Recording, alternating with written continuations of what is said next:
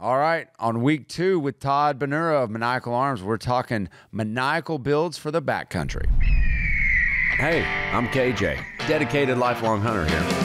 If you got an interest in all things hunting, you're in the right spot. Whether chasing quail across the plains of Oklahoma or in pursuit of elk in the backcountry of British Columbia, you'll always find me on the hunt. All right, welcome back, all you Gun Talk hunters. I'm your host, KJ, and hey, we're week 2 into a 4-week series with Todd Bonura of Maniacal Arms. Dude, welcome in. Good to be back. It's good to be back. It's great to be back. Like, Yeah. why wouldn't I always you? love chatting with you. I don't know about that, but it's not bad. This episode is brought to you by Loophole, First Person Defender, Timney Triggers, Ruger Arms, Fab Defense, thank you very much, and Range Ready Studios. All right, so here we go. This is what we're going to do. Every week, like this 4-week series, I'm going to tell you what we're talking about this episode. So here we go. We're going to kind of reintroduce Todd, see where, what he's all about. I mean, he's just not a pretty face. That's for sure. And then we're going to talk about lightening your load without sacrificing your performance. I think this is kind of a tip that we can all appreciate, and how do you get the best out of your equipment? And That's a good topic, too. Right? Yeah. Really, that could be a whole show, but we're going to keep that kind of shorter. Yeah. And then we're going to go main topic, what makes a rifle backcountry ready? And I think I've got the perfect guy talking about this because he's built me some rifles, and he's about to build me another one that is going to be an ultralight backcountry rifle that I can compete with and hunt with.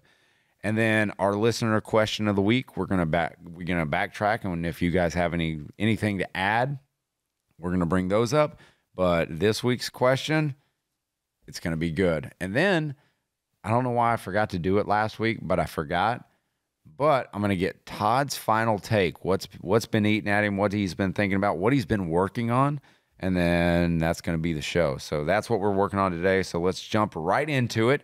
Todd, reintroduce yourself so these folks know, like, Maniacal Arms. Yeah, I mean, just a homegrown, self-run precision rifle shop. I mean, we do other stuff too, but that's my focus. Like, that's what I love to do, passionate about. We do other things because we have to keep lights on. Yeah, you've competed in the PRS series, like you've started in service rifle. 15, 17 years ago. Yeah, and went a little 3-gun, a little F class. Grew into it. Yeah, PRS for 4 or 5 years. I mean, so never you won, but I enjoyed it. I always did it. And then, don't get me started on how well I'm doing on the series. The shop, even now, like NRL Hunter really interests me. Yeah. But it's almost like I'm always at the range with work stuff now. And one of my good buddies that got me into gunsmithing originally used to build my rifles for me. He told me, he said, "You're going to ruin it for yourself." And I'm like, man, I could never ruin it. I love it so much. It's just, I could never get tired of it.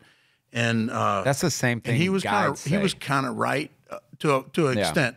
I still love it, but it's like, I do it all week, all the time, and then whenever the weekend comes up, I'm like, well, maybe I just want to go fishing and drink a beer or something, or not, But I end up shooting because my range is close to my camp on the river, so I always end up bringing work with me for the weekend, and I end up slipping over and shooting. But that's the same thing hunting guides say, or a fishing guide says. They're like, man, I could be out on the water every day, or I'm going to be in the woods every day. Well, you're in the woods every day or on the water every day, but you're not there for yourself.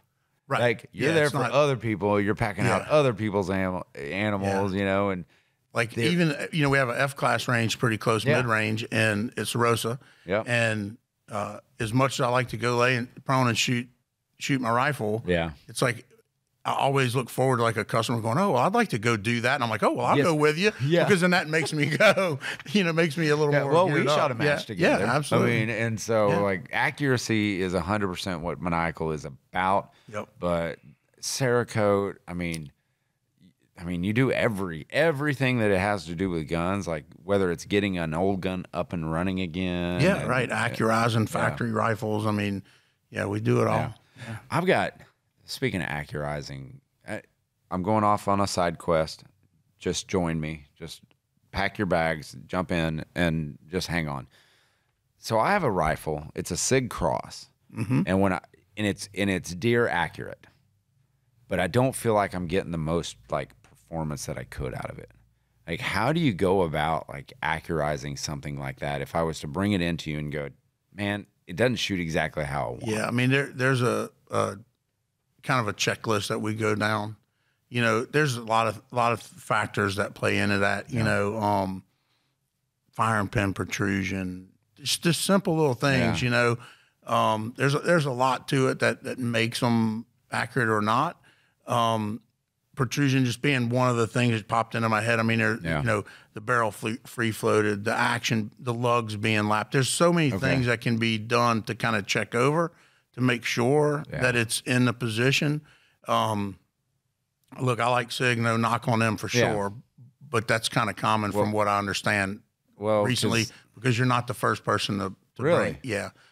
Somebody else is asking me to rebarrel one right now. They're like, I just think I'm going to get you to rebarrel. It just doesn't. That's probably, I mean, I love the gun, and it's killed. I think they're great. I got one at the shop for sale right now. Yeah. Go to maniacalarms.com if you want a Sig Cross. Yeah, 308. 308. All right. Brand new in the box. I mean, there you go. But no, the gun has killed a lot of deer. And my boys love hunting with that gun. It's kind of lightweight, and for kids, it seems to be a nice spot for them to be, because they have a little bit shorter length of pull, right? So they can reach that trigger, and it's comfortable for them. But like last time I took it out and I tried a bunch of different ammo through it, I was just like, man, it's just not like I'm getting like 1.5 inch groups at 100, and that for me, especially after shooting one of your custom guns, that is not acceptable. Yeah, once you know what's possible, I mean, you kind of you feel like everything should fit that, you know. It should, yeah. Like, why not? Like, even just MOA would be I would be happy with, but I just hadn't got it out of it. What caliber is it? What do you think? 6.5. Like, come on, man. Did you have to ask? I'm just checking to make sure. No, it's the 277 Sig Fury. Like, that's it. And I have to reload everything for it. Yeah. I don't even know if they're like coming out with that. Like, I think they're supposed to be producing more ammo for the 277 Sig Fury. I think they are. But anyway, I'm not knocking against Sig. We're not talking about the P320. Hold all your questions for later. But like the Sig Cross, I like it, but man, that's not the first gun that I would reach for. Right. Like in my safe. Yeah. Right. I mean, you know, I'm one of those that, like, if I don't use it, I don't keep it around kind of thing. So I have certain rifles that are purpose built for certain things. You know, like when I go out west, I have a 300 Norma. That's my elk gun, my Western hunter. That's an awesome gun too. And then you know, when I'm around the house here, it could be the 30-30 or you know, I mean, bring whatever. I have a 7 Psalm that I love. Really? You know? Yeah. That's that I like a lot. You know. Well, and what's funny is I was talking about this to someone the other day, and maybe it was on a podcast, I forget, but I remember saying it, that a lot of guys like who aren't in the industry, like they talk to me and they go, well, like you have to have like hundreds of guns. And I go, I do not. Yeah. I don't. Like, I have either. one safe. Yeah. And that's it. Like, because everything that's in there gets used. Right. Like, I have a couple of, like, I wouldn't even call them safe queens, but they're just like hand-me-down guns that I feel like are very special, that I just maintain, and I don't use them. Yeah. But for the most part, like, everything that's in there gets shot. Yeah, that's me too. Yeah. I mean, I don't have room for. My wife actually is more of a gun collector than I am. Oh, really? Oh, yeah. I didn't know she was. She doesn't shoot a lot, but she has a lot of guns. But I bet she can shoot. She can. That's scary. Yeah. All right. So we're okay. Back from the side quest. We're going to go into lightening your load without sacrificing performance. And this is on the gun side. Like, I think we can talk about lightweight gear and everything else. And it's a great topic. But like, let's talk about benefits of like lightening your load, like whether it's spiral fluting or fluting in general. Like, what do those do with you without sacrificing your performance? Yeah, and that seems to be a really big thing in the recent years, right? Mm-hmm. Like companies trying to make the lightest rifle and the shortest barrels and the Right. short, and all this stuff. And I don't necessarily disagree with it, but I don't always buy into it as much either. Like to me, a gun that weighs, 6.5 pounds to 7 pounds before you put glass on it, that's lightweight. Yeah. I know they got some stuff out there now. It's like 5 3/4 or Back whatever. in the day, if you got a 7-pound rifle, that was ultra light. Oh, yeah, no doubt. mean, Right. My gosh. But, there's a reason that competitive shooters shoot heavier guns and put weights on them, because it steadies the aim and stuff like that too. So I feel like there's a point in which you can get them too light and then they don't point as well. So what's too light? If you're freehand shooting,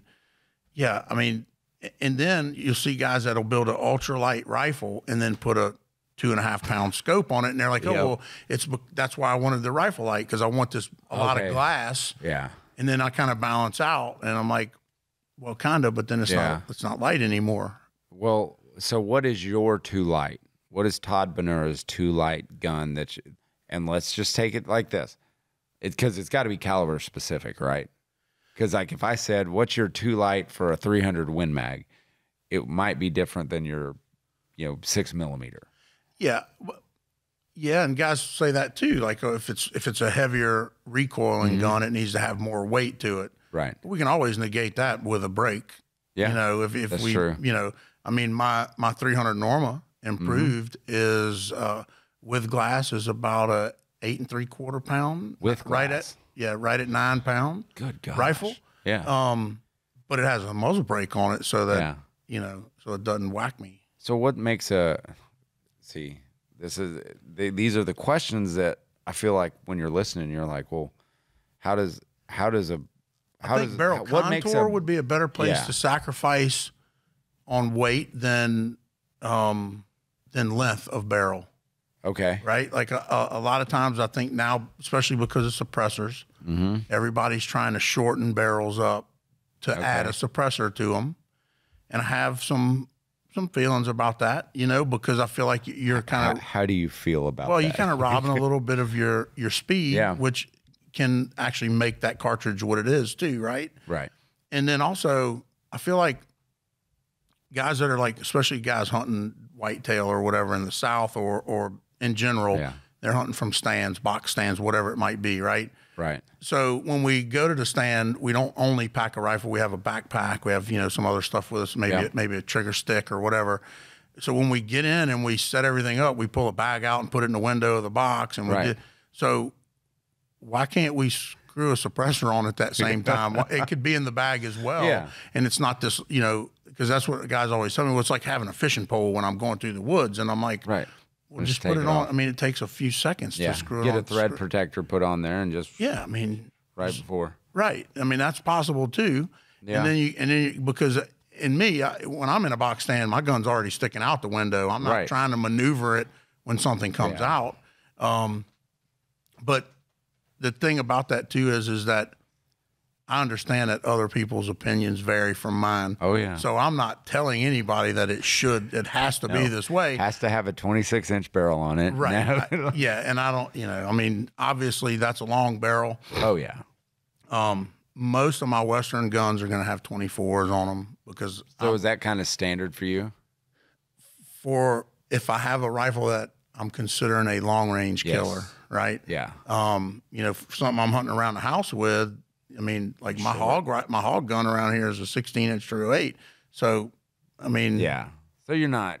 Yeah. It's all dependent. Yeah. It's kind of what is the application of it, So do you think they should look more along the lines of all the carbon fiber wrap barrels and stuff like that, like Proof or Carbon 6 or whatever? Yeah. I mean, I feel like a lot of times with the carbon wrap barrels, you can also get the same weight with a smaller contour steel. Right. And obviously save a fair amount of money. Right. But because a hunting rifle is not a target gun where you have to get 5-shot groups out of it. To me, a hunting rifle that shoots 2 shots, the first 2 shots are in the same spot. That's a hunting rifle. You don't need to have long shot strings with a hunting rifle. Most of the time you get 2 shots at the most. A lot of times it's 1. Yeah. I mean, I've got guys that say, I want you to zero this rifle, but only shoot it 1 time a day. Really? Yeah, shoot it once. Because that's what it's going to be. That's right, because it's only going to be that first shot that they're looking for. Cold bore right. accuracy. Yep. Like that's what it is. I mean, I can get behind that. But in today's times, we have more competitions, and the NRL hunter, what I see NRL hunters being is it's me prepping for hunting. Right. Me using my equipment for hunting. And so the gun that you built me, I'm competing with probably as this goes out really, is it's 13 and a half pounds is the weight on it. Yeah. And for a lot of folks, that's a heavy gun to take into the field, but the accuracy, more than 1 shot, I've got to have that over a whole day of competing with the gun I take in the field. Right. I mean, and also, are we packing our rifle, 300 yards to a stand, or are we hauling it all day in the mountains, up and down, and that's different needs for weight there, right? Because anybody can handle it for 6 minutes while you walk to the stand with it and prop it up. I mean, that's not. It could be 20 pounds. True. It doesn't matter. But if you're using it as a mobile gun, where you're hunting in the field, where and that's the same thing with NRL. It's really teaching you about positional shooting, right? So no matter where you're at, however you come across game, you can build a position to be able to make contact. Right. But with a box stand gun, not so much. It's not the same. Yeah. Not the same concept. So I think that's I think it's still the same concept, because I'm when I get in a box stand now, what I'm thinking about is, okay, you've got your bag on the ledge, you got your gun sitting on it.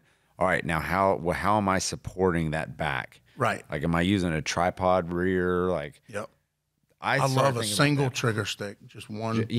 Just right up behind it. You can adjust. Yeah, absolutely. Yeah, that's a get good your height, Yeah. I've used that a bunch of times in a stand, box stands. Yeah, that's smart. All right. We're going to take a break real quick. When we come back, we're going to be talking about what makes a rifle backcountry ready. All after this. Want to shoot like you've got laser-guided confidence and a spotting scope for a brain? You need the Leupold Mark IV HD. It's the optic I use when in competition, which means it's tough, crystal clear, and just pretty enough to show how bad your buddy's scope really is. First or second focal plane, you pick. Massive zoom range? Oh yeah, they got that too. It's built like a tank, but sees like an astrophysicist. And that's a lot. So go check out your next Leupold Mark IV HD over at leupold.com. Think you're ready for a fight? So did they. First-person defender drops regular folks into real-world self-defense scenarios, armed attackers, home invasions, parking lot chaos, and then we roll cameras.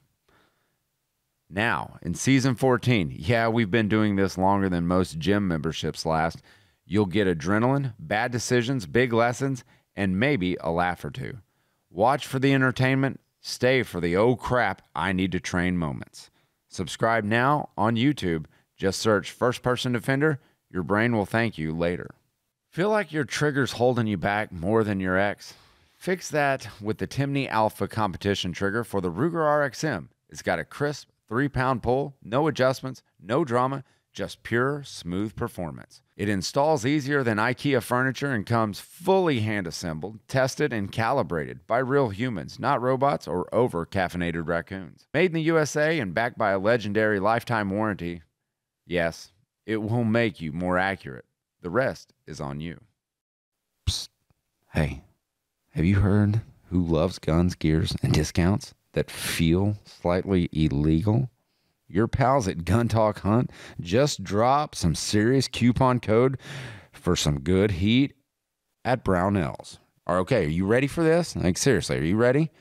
Use May 25 to get $25 off when you spend just $200, or go big this May and drop May 50 and slice off $50 off a $500 haul. That's like buying ammo and accidentally getting a free smug sense of fiscal responsibility. So, Brownells has all the pew-pew parts, tactical trinkets, and boomstick bling for your freedom-loving heart desires. Don't wait. Like your favorite memes, this won't last forever.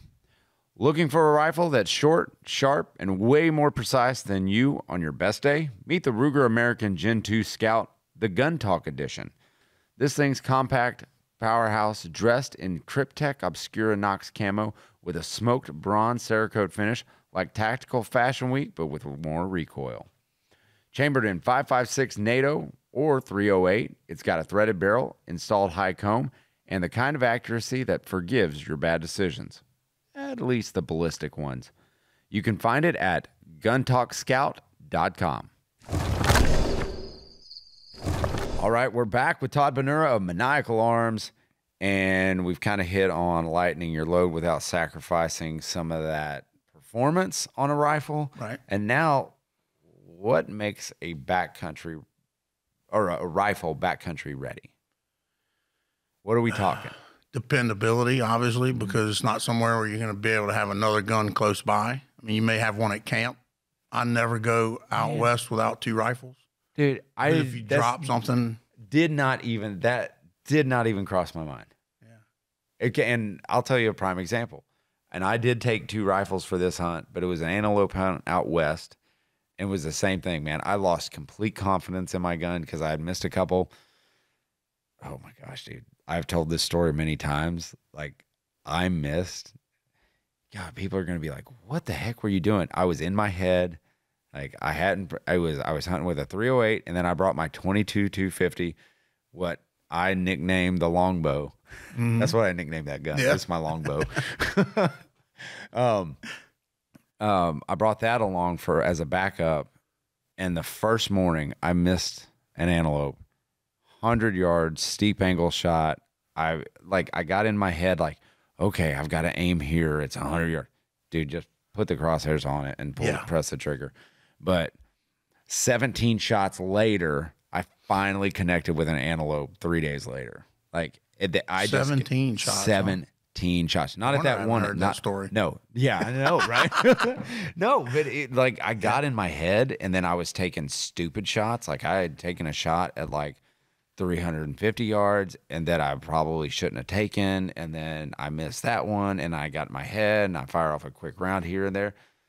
It all finally came together, but I was so in my head, like, there was no gun that was going to save me on that one, it seemed like. But I took 2 rifles because I ended up shooting it with the 22 250. Right. Which, thank goodness, like, I had that gun because I had a lot of confidence in that gun. Right. And I should have just shot that gun. Yeah.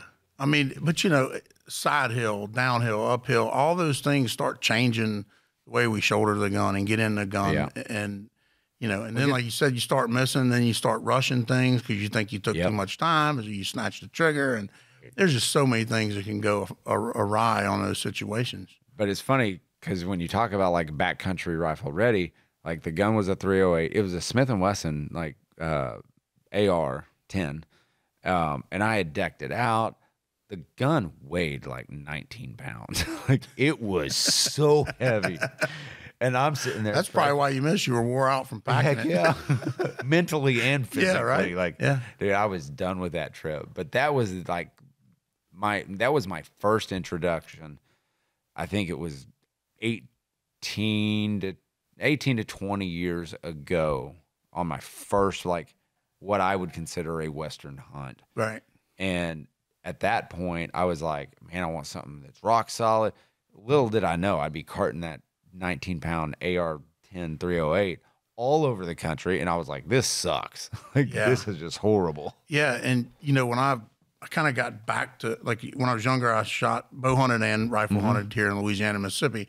And then when I got older, I kind of got away from a rifle and because I started hunting the Midwest. Yeah. So we were pretty much bow only for years and years. And then whenever I went back to shooting a rifle again, going out west, I was like, I don't even know if I remember how this goes down. And what, you know, even though I was competing and stuff like that at the time, it was still like, I just didn't, like, I was used to it being so much more close and personal with the bow. Oh, yeah.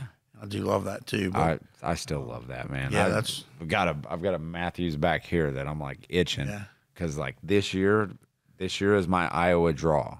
Yeah. I should draw Iowa this year, and oh my gosh, I'm so excited for that. I hope Ryan will let me off.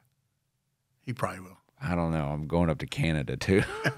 so I'm like, hey, it kind of can be for work. I mean, I've got to talk hunting. So that's another thing that the shop is kind of, that's always my busy time of the year during the best parts of the season in the Midwest. So, well, you can live vicariously through me. Yeah. Through me. But yeah, so what other components of a backcountry rifle do you think should be standard? Like on these guys that are like great rings. So what do you consider great rings? Like brand wise or I mean, it could be brand wise, but what to look for? Because I know you hone a lot of your stuff. Yeah, I mean, well, we were lapping everything, but now, I mean, plug to area 419, but like their rings are incredible. That's bringing rings to a whole nother level, and so I have a lot of confidence in them. Yeah, but yeah, I think quality optics and mount is a big deal in the backcountry too, because a lot of times you don't get a second chance. I actually dropped a rifle in Colorado on an elk hunt one time that slid 70, 80 yards. Oh, really? Down the hill, through some rocks and stuff, and I was like, "There's drop it?" Yeah. Oops. It slipped off, and I slipped. Okay. Caught myself, and it fell off. That was when I used to use a sling. Yep. Which I don't use anymore. Wait, why don't you use a sling? Because it fell off.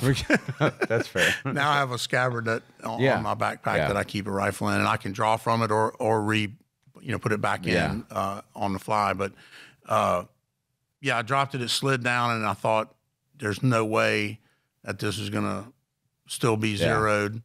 And of course, it was like at 8:39 in the morning. Yeah. We were hunting all day till we got back to camp. So it's not like I could just go change out for a quick rifle change, even though I had another one So I propped up, took a shot at a rock, and hit it. And I'm like, okay, still going. It's probably a 200-yard shot to check it. And I was like, okay, I'm still in the game here. We can, and I completely attribute that to the quality of the scope, the quality of the mounts and the mounts. Yeah, absolutely. Yeah, those area 419, and it's area 419 that I don't have a set, but I've seen like Todd when he got them in, he was like, dude, hey, come here and look at these. Yeah, and they're pretty impressive. I mean, they have some videos on their YouTube stuff that. Yeah. If you're looking for quality scope rings and you watch those videos and that doesn't convince you, like nothing ever would, And they are more expensive, but what I found and why you used to lap a lot is because the coatings that folks use, and they're just kind of uneven. Yeah, right. And there's some companies that say, oh, you don't have to lap our rings, but if you put a bar in them and run it, you kind of do. And it's not always just their rings. It's also the way they're mounted to the rifle. Right.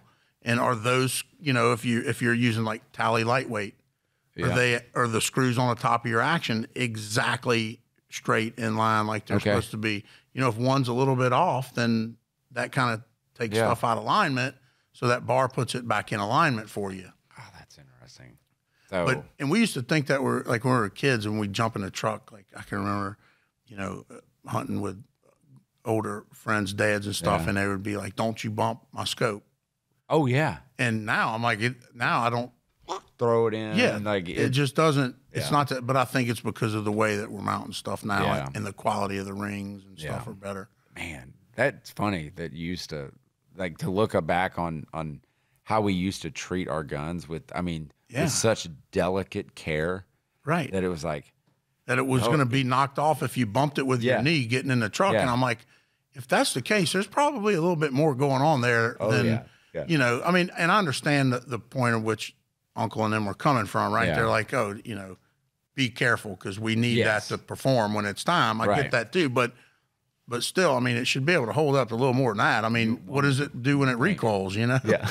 I never thought about that. Right. If it recoils, it's knocked off. Gonna have to go re-zero. And I mean, they were running dogs for deer and stuff, so they were in the front seat of trucks, bouncing through mud holes and hauling ass and cutting corners and trying to get things done. Yeah. And but you couldn't bump it.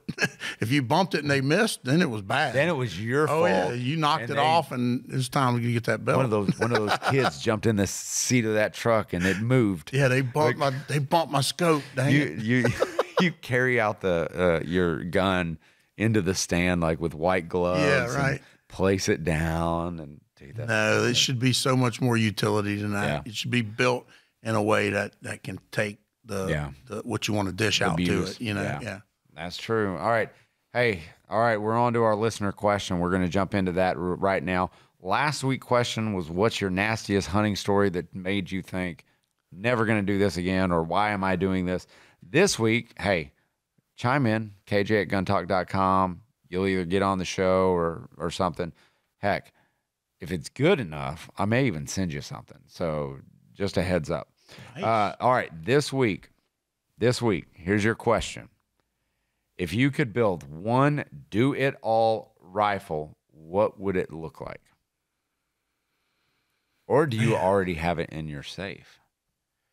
I mean, I kind of do, because, and this goes back to one of my best buddies, right? Last year, I came back from Colorado, didn't score on an elk, but I had been packing my Norma, improved around, and everything was zeroed. Yeah. I'd only been back a couple of weeks, and this buck that was on the hit list around here shows up, and I patterned him, went in to kill him, and I'm like, 130-yard shot with a 300 Norma improved. Gosh.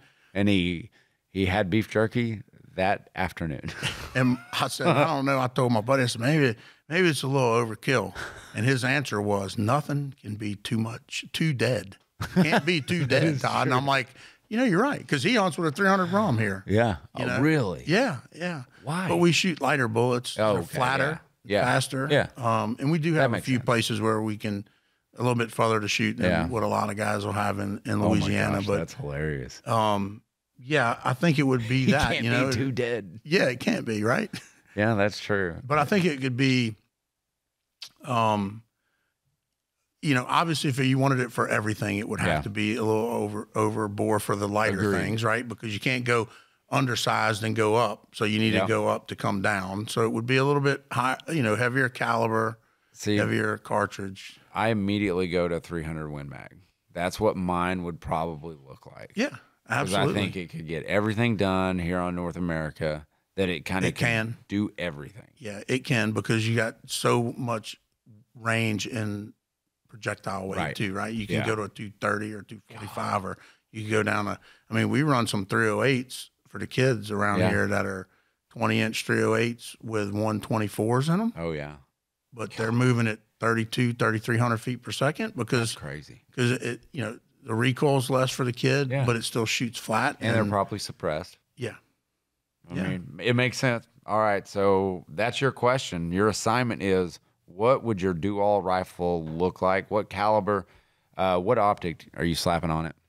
If you can choose any optic you want on a hunting rifle. Your do-all hunting rifle. What do you got on there? Night Force. Schmidt Bender? No. Man, I'm really a college guy, but I did shoot a Zico a couple weeks ago for a customer that I really, really liked it too. Man. But those are real heavy scopes for purpose. So if I had to go on a hunting rifle, I'd probably go with like Leupold VX6 HD. Yeah. Light, they're solid. Kind of that middle of the ground, like weight versus performance. Yeah. I don't know, man. It'd be, I shoot a lot of Mark Vs and some, even recently on competition, those Mark IVs are doing pretty solid. Yeah, right. Yeah. I mean, I have some Swarovski. I got Collis. I got, you got a little bit of everything for sure, and they're all good glass. Like those, the Collis, I'm becoming more and more interested in and how they're doing things, and they seem to be doing good. Man, that zero compromise was no joke. Really? It was. I was really impressed. I've seen a bunch of them, but I've never shot them. And then I built a rifle for a guy. That's what he brought me to put on it. And I went and zeroed it and shot it out to 500. Really? And I was pleasantly surprised. Very, very impressed with it, because it's like Swarovski glass with Night Force durability. With No kidding. Oh yeah, it's. Well, I know a lot of competition guys that's what they're starting to shoot. But they're, it's in the price too. Well, yeah. I mean, yeah. There's no joke when it comes to that for sure. No kidding. Yeah. All right. So here it is, the last section. All right, your final take. What's on your mind? What's happening at the shop? What do you got going on?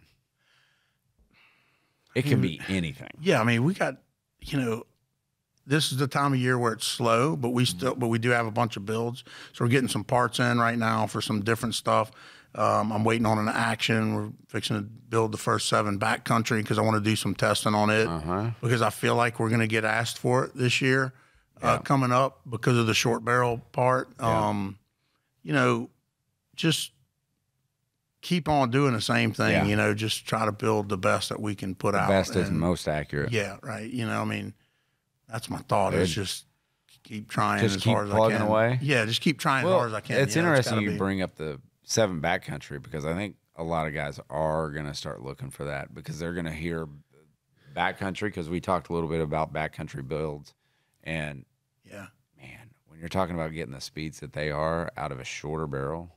And I got a barrel at the shop that I'm going to start at like 23. Okay. And just keep taking a little off every test run and see where we end where up. you can get. Yeah. 16-inch. Yeah, because inquiring minds want to know. That's right. All right. That's it for this week. This is week 2. Remember, we got 2 more weeks with Todd, and we are talking rifles. We're talking backcountry hunts. We're talking about it all. So, hey, go check him out. Maniacal_arms on his Instagram, maniacalarms.com, right? Yep. Website? Yep. And don't forget, he has a Sig Cross right now, currently in 308 that you can buy. All right, that's it for me, KJ, and Gun Talk Hunt. You know the drill. And keep those muzzles pointed in a safe direction and always be on the hunt.